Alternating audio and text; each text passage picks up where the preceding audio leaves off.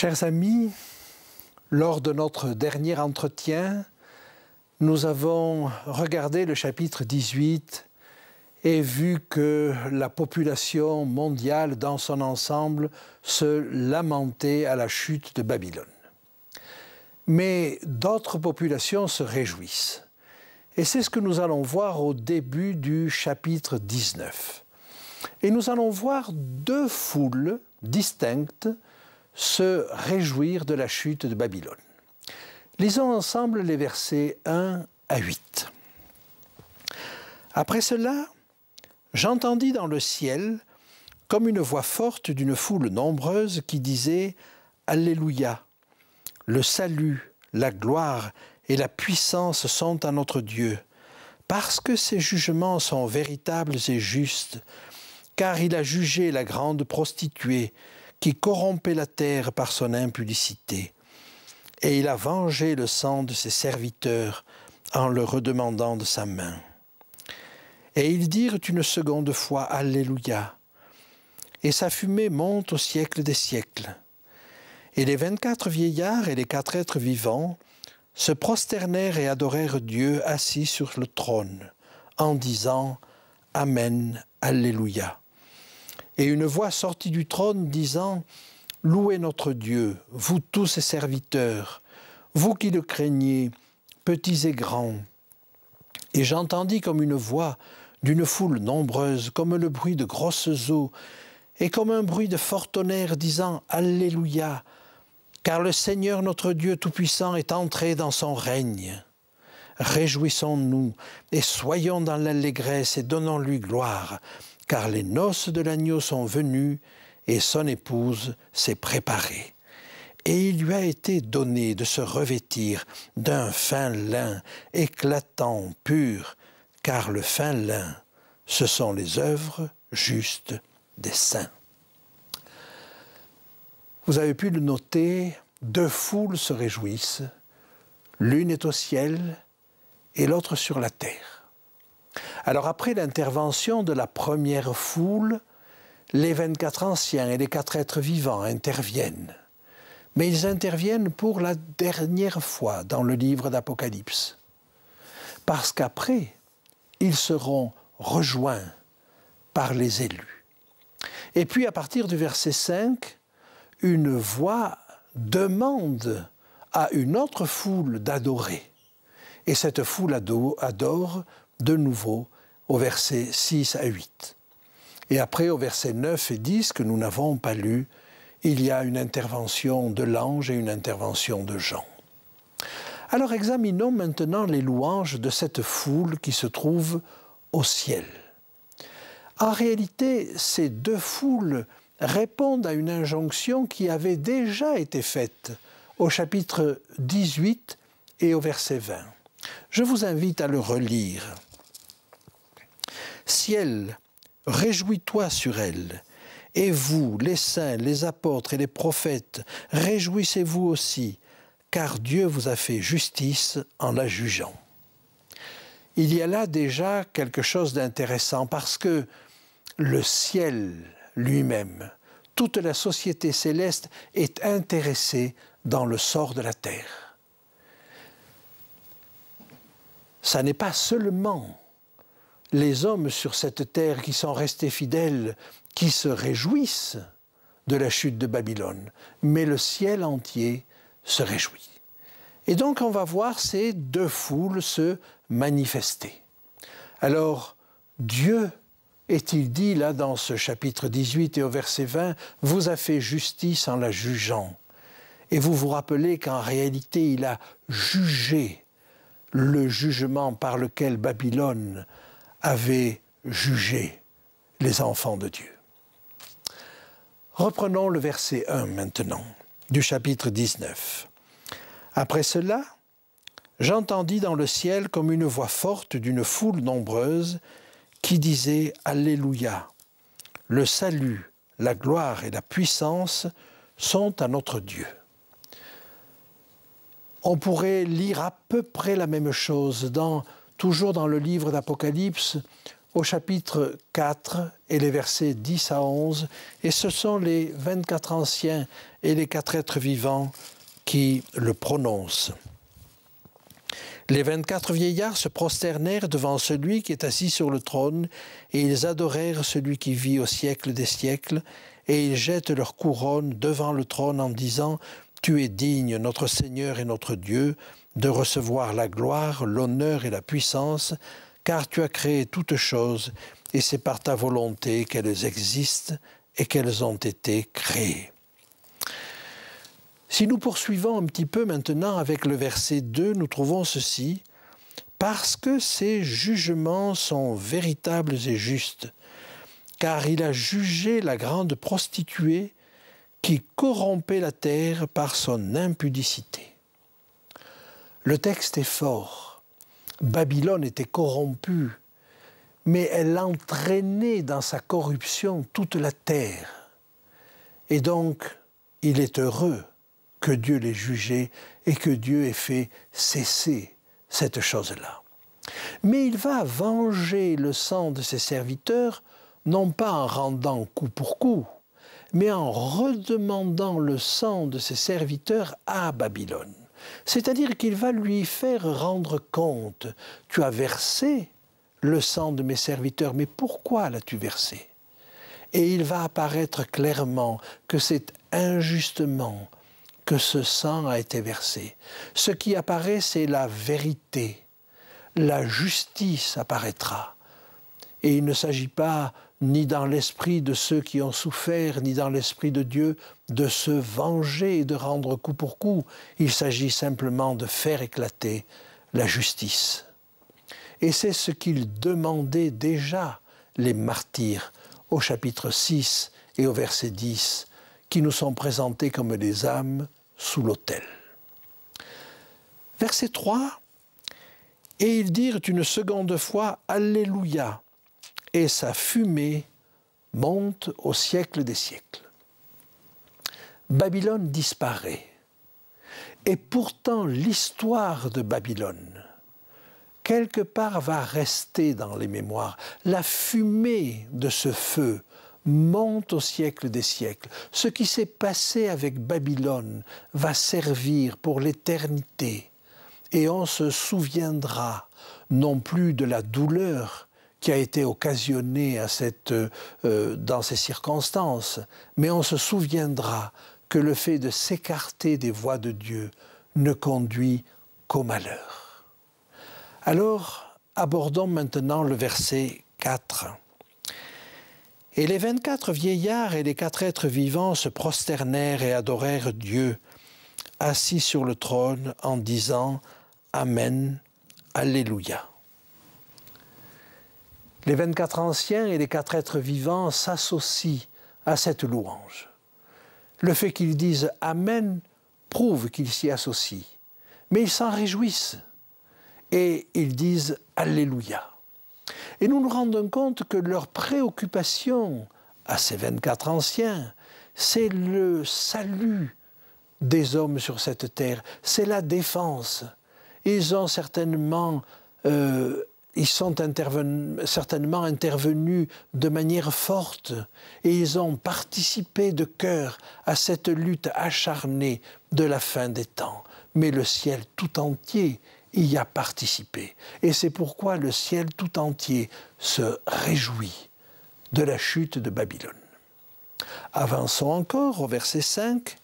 « Et une voix sortit du trône, disant « Louez notre Dieu, vous tous ses serviteurs, vous qui le craignez, petits et grands. » Ici, cette voix s'adresse à ceux qui sont encore sur cette terre, le peuple de Dieu. En d'autres termes, et nous les connaissons, ce sont les 144 000. Et nous allons voir, et nous allons avoir confirmation de cette chose-là. Verset 6, « J'entendis comme une voix d'une foule nombreuse, comme un bruit de grosses eaux, et comme un bruit de fortes nerfs disant « Alléluia », car le Seigneur notre Dieu Tout-Puissant est entré dans son règne.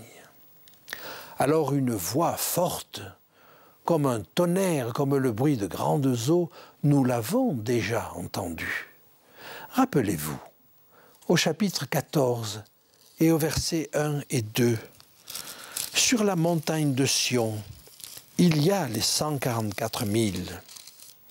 Je regardais et voici, l'agneau se tenait sur la montagne de Sion et avec lui 144 000 personnes qui avaient son nom et le nom de son Père écrit sur leur front. Et j'entendis du ciel une voix, comme un bruit de grosses eaux, comme le bruit d'un grand tonnerre, et la voix que j'entendis était comme celle de joueurs de harpe jouant de leur harpe. Il s'agit donc bien des 144 000. Et il célèbre également là le règne de Dieu, comme la première foule. Ils se savent sauvés. Mais j'aimerais attirer votre attention sur une particularité, car le Seigneur Dieu Tout-Puissant est entré dans son règne. Et nous revenons un petit peu sur la notion de règne de Dieu. Quand nous avions abordé le chapitre 12, au verset 10, des voix se faisaient entendre proclamant le règne de Dieu. À ce moment-là, dans ce passage-là, il s'agissait pour les forces célestes de jeter Satan et ses anges dehors. Et en effet, une fois que Satan et ses anges étaient partis, alors le cœur des anges était entièrement acquis à Dieu.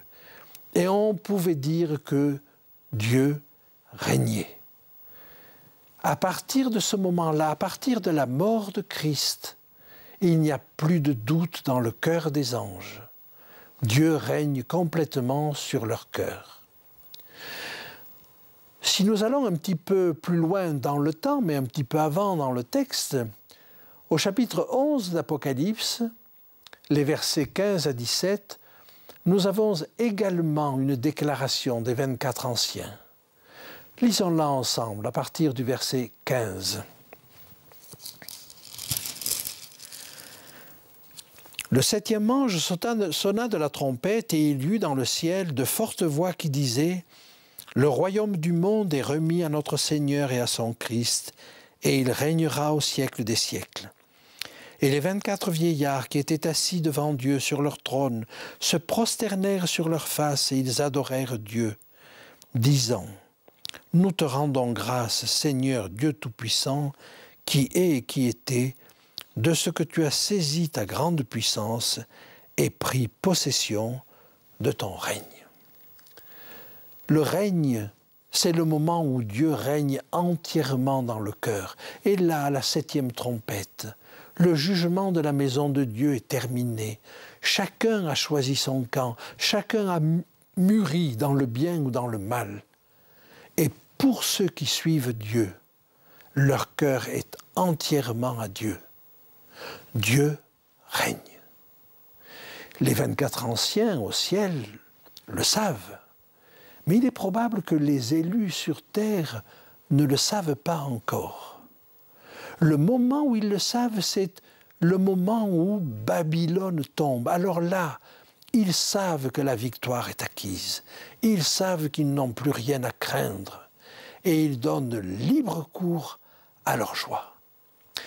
Quand nous avions vu le chapitre 12, et je vous rappelle ce qui se passait, au chapitre 12, au verset 12, on avait fait la distinction entre le ciel et la terre.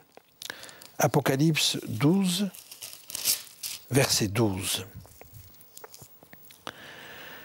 C'est pourquoi réjouissez-vous, cieux, et vous qui habitez dans les cieux.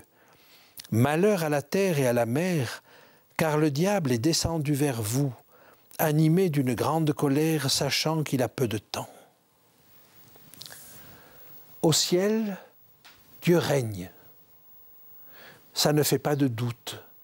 La mort du Christ a apporté la preuve définitive de la malignité de l'ennemi et de la bonté de Dieu. Mais si le ciel se réjouit, la terre est encore dans l'affliction parce que la lutte va encore être dure avec Satan.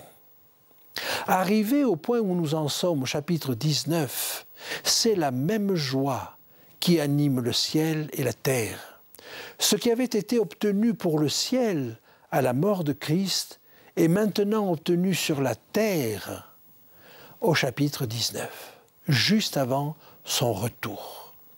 Rappelez-vous cette prière de Jésus. Que ton règne vienne, que ta volonté soit faite sur la terre comme au ciel. Eh bien là, nous arrivons au moment où la volonté de Dieu est faite dans son peuple, parmi son peuple au ciel et parmi son peuple sur la terre. Mais là, maintenant, ce sont les élus qui le savent. Alors revenons à notre texte d'Apocalypse 19, verset 7. « Réjouissons-nous et soyons dans l'allégresse et donnons-lui gloire, car les noces de l'agneau sont venues et son épouse s'est préparée. » Les élus sur terre savent maintenant que les noces de l'agneau sont venues. Et comme le jour des noces, la fiancée se prépare, elle est toute belle et elle attend son fiancé. Son fiancé va venir la chercher, elle le sait et elle est prête. C'est ce moment-là qui se vit, les noces de l'agneau. Elle s'est préparée, mais elle s'est préparée comment ? Eh bien, il lui a été donné de se revêtir, verset 8, d'un vêtement d'un fin lin éclatant et pur. Et ce fin lin, ce sont les œuvres justes des saints. Le texte grec emploie ici un mot dikaiomata, qui est le pluriel de dikaioma, qui signifie justice. C'est, on pourrait traduire, la justice des saints. Mais c'est une justice appliquée. Si elle s'applique dans un tribunal, eh bien c'est une sentence, c'est un jugement, c'est un acquittement ou une condamnation, mais c'est une décision de justice. D'un autre côté, si ça s'applique dans la vie, c'est une justice vécue. Et voilà pourquoi le traducteur a traduit cette justice par les œuvres justes des saints. C'est une justice vécue. Et j'aimerais vous donner confirmation de cela à travers le texte qui se trouve dans l'Épître aux Éphésiens, au chapitre 5, les versets 25 à 27.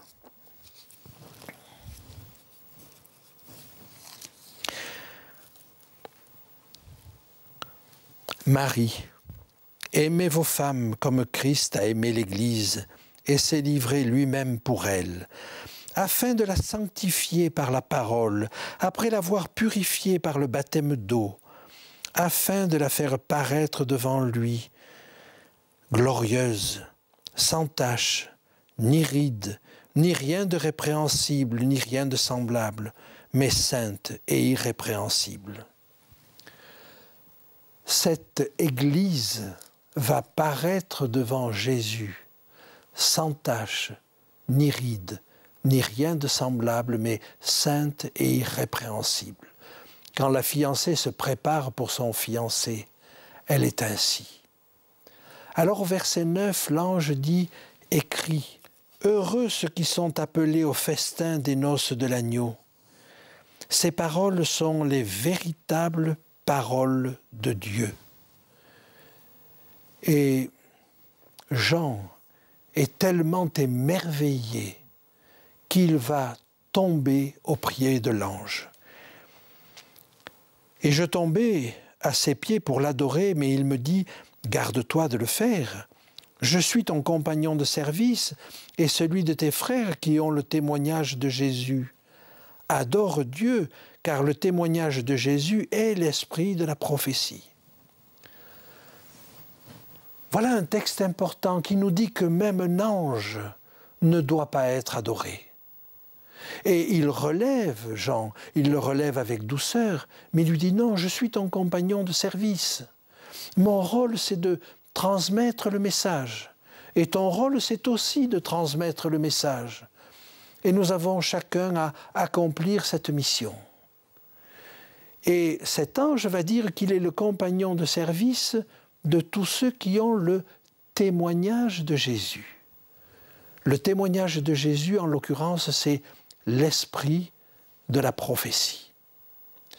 Cet esprit de la prophétie, j'aimerais que nous en lisions la définition dans la première épître aux Corinthiens, au chapitre 1er.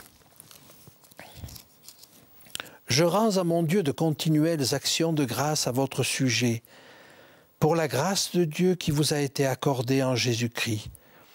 Car en lui vous avez été comblés de toutes les richesses qui concernent la parole de la connaissance, le témoignage de Christ ayant été solidement établi parmi vous, en sorte qu'il ne vous manque aucun don, dans l'attente où vous êtes de la manifestation de notre Seigneur Jésus-Christ. Il vous affermira aussi jusqu'à la fin, pour que vous soyez irréprochables au jour de notre Seigneur Jésus-Christ. Dieu est fidèle, lui qui vous a appelés à la communion de son Fils, Jésus-Christ, notre Seigneur. » Ainsi, le témoignage de Jésus, c'est l'esprit de la prophétie. C'est le témoignage que Jésus rend à son peuple sur cette terre, en lui donnant des dons, et tout particulièrement le don de prophétie. Alors retenons cette parole. Nous pensons qu'il nous demande quelque chose de difficile, de remporter la victoire sur tout péché, mais en réalité, c'est lui qui nous en donne la force. Dieu est fidèle, lui qui vous a appelés à la communion de son Fils, Jésus-Christ, notre Seigneur. Et c'est lui qui le fera.